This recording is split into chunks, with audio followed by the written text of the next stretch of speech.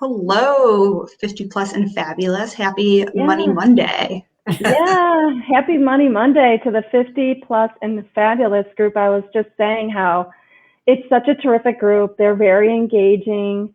And even if we don't get a big push right at the live session, we still get a lot of people who go and watch the recordings that are in the guide section. And also it's up on YouTube. We've had some great feedback and we've had some great numbers come in. I think the information is really getting out there, which is the goal of Purse Strings, to provide free resources to women so that they can make the right and the best financial decisions for both themselves and their families. So often, well, the reason Purse Strings was created is because we heard over and over, women didn't have access to this information. They didn't feel that they had a trusted professional they could always speak with without either being pushed a product or told, don't worry about it. We want women to come to the table and feel empowered to have these conversations. Hi, Madison. And so we're so glad, Brenda, that you're here today. Brenda is, again, one of our Purse Strings approved professionals. Totally cool. One of our first to jump in. Just always love visiting with her and talking with her and seeing what she's doing. Yeah, so we're glad you're here, Brenda, today, representing Purse Strings of this fabulous group. Yeah. We love everyone. Really excited too. Yeah. We love everyone coming on to let us know where they're coming from today. And Brenda, where are you again? Right now I'm in Chattanooga. I split time between Chattanooga, Tennessee and Chicago, Illinois. So I am not in the snow today. Today it's a little gray, but yeah, it's birds and flowers. Suddenly really coming down here. It's crazy because over the weekend it was beautiful. We walked down to the river where they dyed it green, and it was really a lovely, lovely weekend. And then today it's blustery snow. So welcome to Chicago. That's what you get. That's what you get in Chicago. Yeah. So see a lot more people jumping on, which is great. We have Dina in here from Bradley County, California. She's the best. Kim on here from Minneapolis. We want to thank Kim always for allowing us to be in this group and sharing this information. It's very kind of her, and we are more than happy to educate all these wonderful females, especially as they move into retirement. Yeah. That's what you guys do with the 50 plus age. Yeah. Thanks, Kim. Yeah, I was telling Kim, we did push the title a little bit about just, we just want women to get their financial stuff together. You say stuff, I might say it differently. Come to the table. The time is now. Clock's ticking, but it's never too late to get started. Right. Exactly. Yeah. Great. Well, it looks like some people are jumping on. I'll give a little introduction to Brenda and then let you get started. So Brenda works with you to look at your goals in life and make sure you are doing, make sure what you're doing with your finances is aligned to meet them. It's not a number or a rate of return. It's your life, and it might be your security, your ticket to being financially free to make your own choices, or your legacy. No matter how much money you have, there can be a lot of vulnerability attached to your decisions. Women often drive financial decisions by things we might not even realize are present in our money mindset. We address it together to make, you and Brenda would address it together to make the best possible plan for you. And she keeps looking at it either to tweak it a little or make changes or significant adjustments for big changes. One of the biggest can be divorce. Beyond retirement planning, divorce financial planning can be a completely different world. Brenda is a certified divorce financial analyst, a certified divorce coach, and divorce mediator. So she can work with you before, during, and after divorce to understand your options, be empowered to make your decisions, and to get a better life beyond divorce. So with that, Brenda, I'll hand it over to you. Thank you. So it can be a little confusing. I'll try to clear it up. You're going to see on my presentation, Bridging Wealth Solutions, I actually do have two businesses. One is divorce specific, and that is helping people at the beginning through the process and then what to do at the end. And then I also have a more, I guess, traditional but female oriented wealth program, and that's as a financial advisor. So someone said that they liked the title, and when we were coming up with this, I think it was a little cheeky or tongue-in-cheek, but it really is like, hey, ladies, we are all in many ways in this together, and let's talk about it, because that isn't something we've necessarily been groomed to do. And this might be a little bit different than a typical financial presentation, because what we're really going to talk about today is money, feeling better about money and its role in your life and in the future, in your future. The most common problems my best clients face when they come to me are, and I hear this over and over again, they don't know where to start, and that can lead to inaction. This is a big one with women. They have other priorities, because almost everything can be a bigger priority than taking care of ourselves. So we go back burner because everyone else or everything else tends to be a little bit more important. And then suddenly, like I'll say it today, I was talking to a very good friend who is a coach, and we made a meeting for next Thursday, and she went, oh my gosh, it's the end of March. How did this happen? And I think that happens to us in life, and certainly in finances, where, you know, the calendar just keeps moving, and we're going to get to those things, but the things we get to are usually more pressing for somebody else and not necessarily ourselves. And then the third big one for women is, in many ways, we've been made to feel like we can't or we shouldn't be talking about money, that there's some kind of, and we'll get to this in a little bit, there's a lot of emotional baggage attached to money and our ability to like speak it out loud, along with a lot of other things. A little bit about me and Maggie, really thank you, both Maggie and Dr. Barb, for inviting me to talk today. I so appreciate it. You'll all find I could talk ad infinitum on this, but I am so honored to be a part of what you're doing, and I feel that it is so important. I'm not going to go into my credentials, but I would like to just share really quickly how I came to be in this space, because, you know, you don't know me, and why listen to me. So where I came from in this space was kind of a windy journey.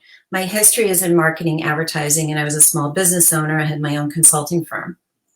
And then I had kids, and I stayed home and worked at home and raised them.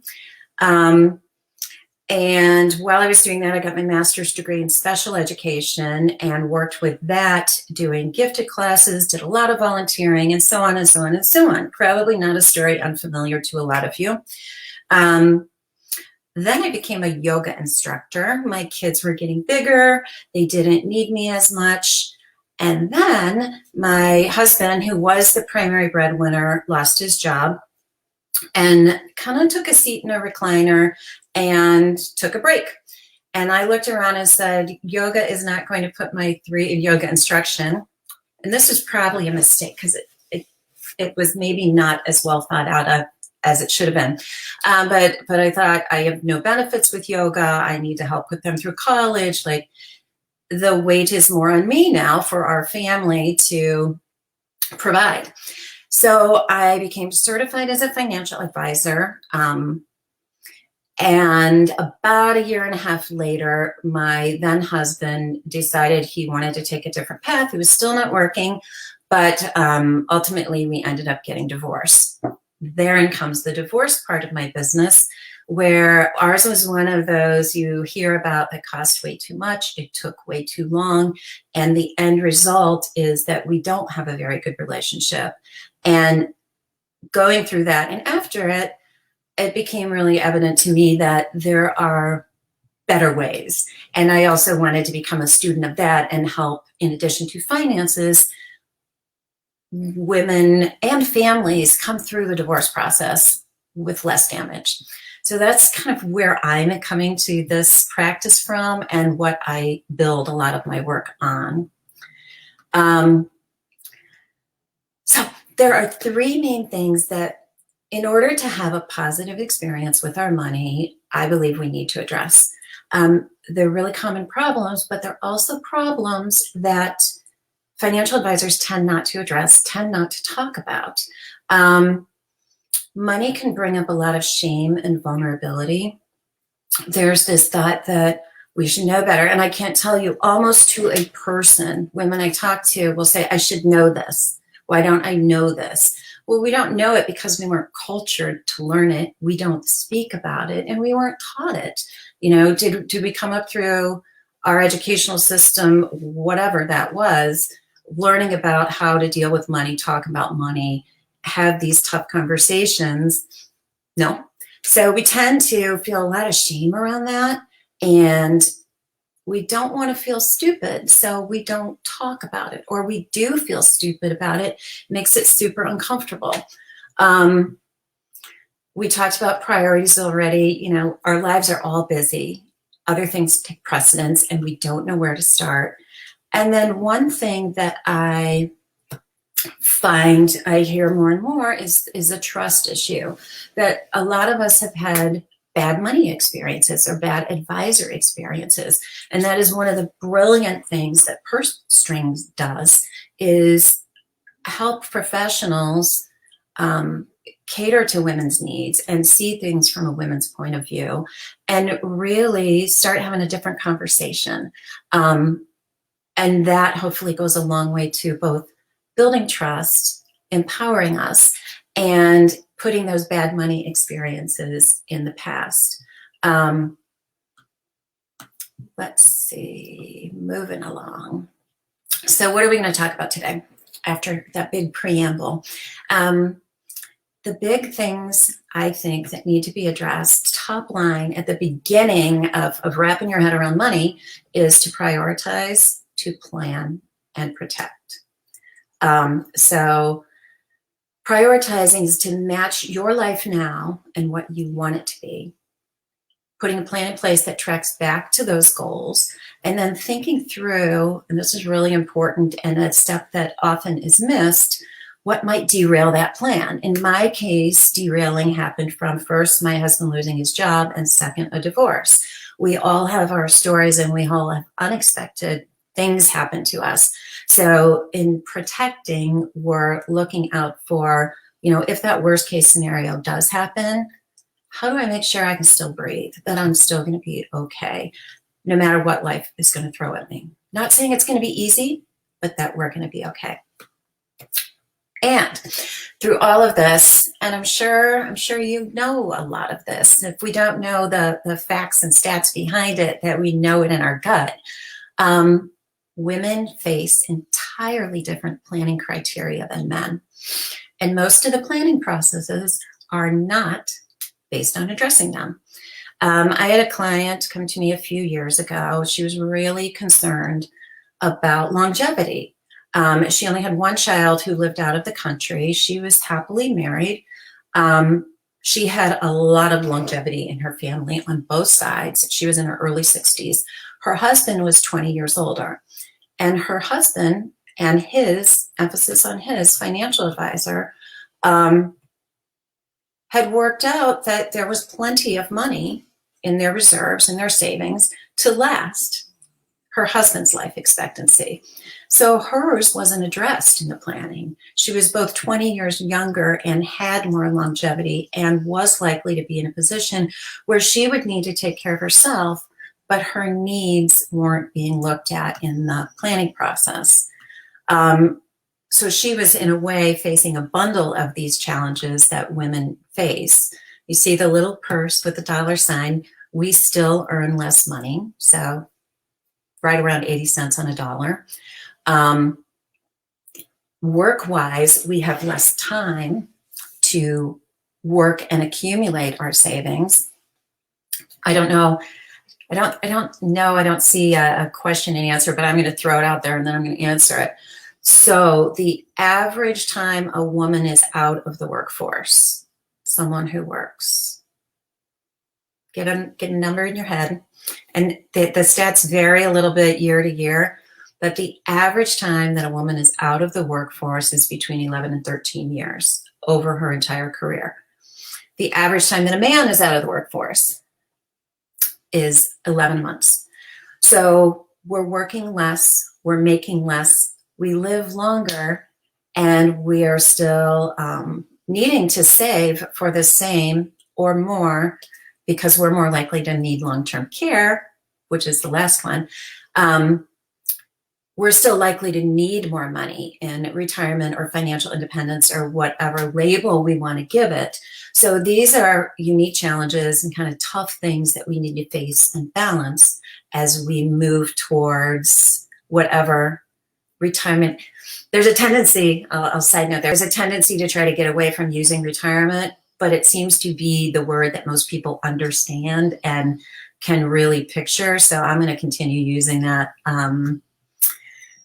until we come up with another one that paints the same picture for people. So, and then the last thing here, not only are we more likely to require some kind of care in our older years, but we are the ones who are likely to be giving that same care to our parents while we're trying to work, prioritize, and balance other things. So those are the challenges. That's the hard stuff. And this is some of the good news. Education-wise, we make up the majority of college-educated folks at any level. In the workforce, we are the majority of the college-educated workforce, even by a little bit. And at this point, 50% of women make the same or more as their husband in a non-same-sex marriage. So that's good news. We're moving towards some kind of equity and equality. We're just not there yet. And when we talk about the things that challenge us, one of the biggest ones is just putting, like I talked about retirement, and that's the word people seem to be able to visualize clearly. When we do that, another concern we really frequently hear from women is, will I have enough? Sorry, that's my dog. Will I run out of money? You know, there's this great fear, even for very well-off individuals, that they're going to be living in a one-bedroom apartment or out on the street or out of a grocery bag someday. It's this really deep insecurity. Will I be okay? And where we figure out if we're going to be okay is backing up and figuring out what our goals are. What does okay look like to you? It might be different for you than it is for me, than it is for someone else. What do we need to plan for coming up? And these are just some examples. The ability to not work. Some people want to always work. Is legacy important? Do we want to pass off some wealth to our children, family, friends, business partners, and so on? Is longevity an issue? I've had clients who think it's not an issue at all, and they don't plan for it. Others are, like the one I mentioned just a moment ago, are really concerned about it. So we need to figure out all of the things that are weighing on your mind, that are possible concerns, and match those up with the goals of what you want life to look like, and figure out what we need to put in place, where you stand, where there might be shortcomings, and how it all ties together. In that, my recommendation would be, and this is so hard for women to do, we invert what we usually do. Look at yourself first. Have you planned for the what ifs? Have you planned for the what I would love? Have you planned for, if I waved a magic wand and everything was how I wanted to be, what would it look like? Because those are your goals. They're not money goals. They're not rate of return goals. They're not, figuring out the math behind when you should claim Social Security or what have you. Those are all very important things, but they should match your individual personal goals, because this is your one, only, and precious life. And we want that to be supported. And the only way to do that is to figure out what you want in order to, it's like how can you hit a target if you don't know what the target is, right? So those are the prioritized part of this package. The next thing would be family. You know, for most of us, our families are very important. How do we want our support of and our interaction with them, especially monetarily in this case, to look moving forward? And there are things that, you know, 20, 25 years ago, we might not have anticipated. We might not have anticipated that college is going to cost for a lot of us $200,000 for our children. How do we or can we support that? We might have not accounted for children who graduated from college and yet can't find a career, so boomerang and are back at home. Moving on, and this is another big and bigger part. How does our business or our career fit into our life plan? And in some cases, it might not have been part of the plan, but because of other circumstances, now it is. What if you need to work? And maybe you've been out of the workplace, the paid workplace, or out of home workplace for quite some time. What does that look like? What kind of support to get a position or a career underway at this point in our lives that is something that we can love and feel passionate about and excited about and do until we're either ready to stop working or do something else. This, you heard my story. This was the case I found myself in, where I was teaching yoga and turning 50 years old, and my entire life shifted. So I had to shift along with it. And then we have planning. So we prioritize, we plan. I'm not going to spend a lot of time on this. I think this is a session kind of in and of itself. We talked about how trying to make a plan without knowing your goals is like hitting a moving target. But once you set those goals, then it's much easier to figure out what we need to do in order to meet them.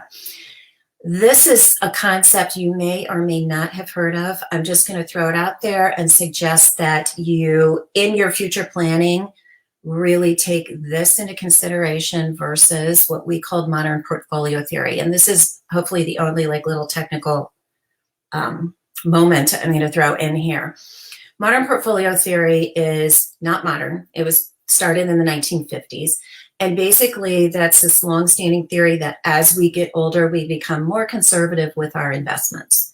So everything that we're doing becomes more conservative. Retirement income planning is kind of tipping that in a way that is much more successful. So it's a newer thought process. If we retrofit what would have happened if this retirement income planning with buckets, rather than just becoming more conservative, had been in place since the 1950s or since finances have been tracked, then it is much more successful in the long term. And very top line, what this is doing is, again, it's goal oriented. It's saying match your money and needs to goals. And it's not a one size fits all thing. It's saying we want to be liquid. We want to have access to our money. That's our short-term money. So we don't want to be in a position where we have to take it out of the market at a loss if the market adjusts. Our middle bucket is like 2 to 5 year money, 2 to 7 year money. And that's money that we don't need to access immediately, but we also don't want it locked up for the long term. And that actually might be more conservative because that's going to be more at market risk. And then our long-term money, say 6, 7 years plus, we can be much more aggressive with because we don't even have to touch that until 6 or 7 years down the road. So as you are moving forward and picking your thing and building your plan, I'd say take a look at this as opposed to just a strategy where what's being done is you become more conservative over time. Last thing, what derails my plan? What could derail my plan? So this is where protection comes in. So if you shut your eyes and take a second and envision yourself 20 years down the road, do you have a plan to get you there? Maybe it's 10 years down the road. Do you have a plan to get you there? And if not, what do you need to do? I have a client actually, when I asked this question, she said nothing, like everything is just right. My business is going great. My family is great. My kids are either all in or out of college. My relationship is good. I am so on track. And that's wonderful. Then the question becomes, what are you doing to keep yourself there? Where is your layer of protection? Where is your, what if something does go wrong? What have I done to manage my risk, my family's risk, to ensure that I'm not going to get derailed? Some of the things that one might consider is loss of life. One of those things that's really hard to talk about, but it's really important for families. What if we become disabled and can't work? What if we need long-term care? What if we're in that tough position of, and so many are, do I pay for college for my kid or assist? Or do I dedicate my money towards retirement, being caught in the middle there? Divorce is a life changer that can, if not managed, I hate to say correctly, but that's the only word that's coming to my mind right now. Let's just say if not managed, can be financially devastating. So all of these things, what are we doing to put in place something that safeguards us? And of course, the pandemic was one big thing, is one big thing that could be a derailer. This is just, I guess, if you take away anything from this chat, then take away this. Procrastination is the enemy of wealth. Whatever you set your mind to do, and it might be one small step, go ahead and do it. Move forward, because getting to it later could be too late. We can't change the past, but everything we do from now moving on can move us closer to those goals, closer to being protected, closer to realizing the priorities that are really important to us in life. So procrastination is the enemy of wealth. Factoid, women who use a financial advisor are twice as likely as those who don't to feel on track or ahead of schedule in your retirement planning. And that's really important. But it's more important than numbers. And this is something I think is important to point out, going back to that bad financial experience. There are a lot of financial advisors, and I have worked with many of them. There are a lot of really good ones, but there are several, many, who work by selling fear, who work by selling abdication, who dismiss women's needs, and who talk about technical things or rates of return. I see those as danger signs. This is not what Purse Strings teaches or wants to spread and share. But there's a prevalence of it out there. And we who are financial professionals working with women, and women who are being empowered and have so much impact on finances, don't need to deal with this kind of stuff. When I started way back when at a different broker-dealer than I'm affiliated with now, I was one woman in a group of 23, so 22 men and me. The good news was I never had to wait for the bathroom. The bad news was it was really based on these things. We were trained to sell fear, find the pain point, get people to feel uncomfortable. And I saw it time and time again where people, especially women, were intimidated into purchasing something. Or I would meet with women who became my clients who would be like, 10 years ago, I bought this thing. I never really understood it. I felt stupid, so I bought it, but I don't know what it is or what it does.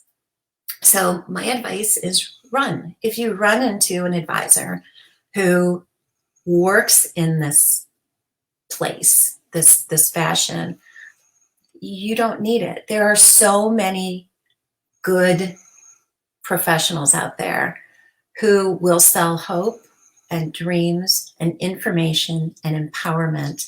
And that's where you need to be. And there's no need to stay in a position, this is a relationship too, right? Where your needs aren't being met, where you're being dismissed or trivialized, or where someone is not taking the time to explain and answer every single little question you might have. look for someone who listens with their heart, someone who connects your money to your life. Because if we're just saying you're going to have X dollars by X year, what does that really mean? Someone who treats you with respect, and someone who says it's okay not to know. Why should we? There are so many other careers. My sister, she's a college professor, excuse me. She teaches supply chain management. Now, why on earth I would know about supply chain management is I wouldn't. I'm not educated in it. It's not my specialty. Why we feel like we should know about finances when we haven't been taught it or spoken that language, I say, what? So it's okay not to know. Just work with someone who does and can help answer your questions in a reasonable, logical, empathetic way. And here's just another take action. Understand what you're doing and why. It's your money, it's your life, it's your future. Action changes things, and work with someone who will help support you in that. And now the big question mark. So I don't know how I managed that time, but I'm happy to answer any questions that might come up. Hello. All right. That was great, Brenda. Great quality information. We do have a couple questions. Kim asks, women do not always know the financial questions to ask in general. Are there absolute questions we need to be asking if we are entering into our second half that helps us to feel more secure in preparing for retirement or transition? Yes, I think that's a great question. And we can send a follow-up to people who attended or to post. Is that right? Yeah, we can go comment on the comments. This will also be saved so people can rewatch it, and we will make a handout which would include this information. Okay, so I might give you something that's more specific than just off the top of my head here to follow up in that handout. I would say start with your goals, because you don't need to know the financial questions as much as you want to be able to say, this is what I want my life to look like. This is what I don't want to worry about. So I might want to be able to not work at age 67 and travel. So that's not, I want to have this much money saved. It's, this is my goal. I may be concerned about long-term care. I don't want my children to have to take care of me when I'm older and have longevity, meaning, people in my family live for a long time. So what's going to happen to me if I need someone to take care of me? I might want to travel because I love to travel, and not, other people might want to snowbird, and other people might want to have a cabin in northern Michigan. Take your life goals versus the financial goals and team up with a financial person who can listen to those, translate them into monetary goals, and then come back to you with options about, okay, you said this is what you want. Like that whole magic wand question. If I could wave a magic wand, this is what my later years would look like. Then it's the financial professional's job to say, well, this is what that means from a monetary sense. And to work with you to say, okay, here's our process, which would be very top line. Figure out what your expenses are. Are they going to be the same in retirement? Figure out what your risks are. Figure out what your dreams are. Let's put a number to that. So we're taking your current financial situation. We're looking at what you want your future financial situation to be. And then the plan is just making a path, right? How do we get from here to here? And sometimes those are hard discussions, and that's okay, because sometimes you might not get there in exactly the way you envision. But if you're making trade-off choices, then you're making those choices based on, again, education, empowerment, knowledge. You don't need to know what the best annuity rate is and what the living benefit on the annuity means and how much this rider costs versus this rider. You need a trusted advisor who can say, here are your goals. Here's a tool. We all have the same toolbox as financial advisors, pretty much, right? So here are the tools that can get you there, and then work with you to decide what to do, because this goes back to getting the right advisor. You're driving the bus. It's your life. You're in charge of it. So you want I guess what I'm saying here is you want a translator. You want someone who can take what you say and translate it to a financial plan and then work with you to implement it. And part of that translation is taking as long and as much time as it takes to make sure you understand and you're not in 10 years going, why did I do this? What job is it? So that was kind of a roundabout answer, and I apologize for that. But simply goals matched to finances that someone explains to you so you're super comfortable in making choices to get where you want to be, or acknowledging that where you want to be given your financial situation may not be doable. So let's adapt and improve. Like, how do we shift the goals? But you do it knowingly. That's great advice. I mean, it's so funny how often we don't step back and think about our long-term plan and what we want to do. No matter what age we're at, we just kind of keep going with the days, you know. It's not like, what do I want to eventually end up doing? Right. Kim also asks, one of the exciting hopes for entering our second half is we feel it's our time to be doing those things we really want to be doing. However, this is a really good time to be investing. However, is this really a good time to be investing in a new business venture or trying to start a small business for ourselves? Personal. That's totally a personal conversation and a personal opinion. I started 2 new LLCs in January, so personally, I think it's a brilliant time to start a new business. And congrats for that. Thank you. It depends on your priorities and goals. That is a total personal opinion, and then you work through viability. You know, to implement a new business or start that, what are the trade-offs? What are the pros and cons? Are you going to take a flyer and decimate your retirement fund? You might want to talk about that and figure out what your safety net is.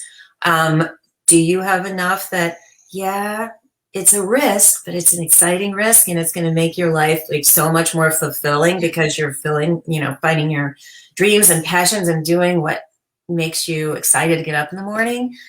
I couldn't blanket answer that. I think it just is a conversation about how it fits in your life and what impact it might have on your finances, of course, but not driven by age or money alone.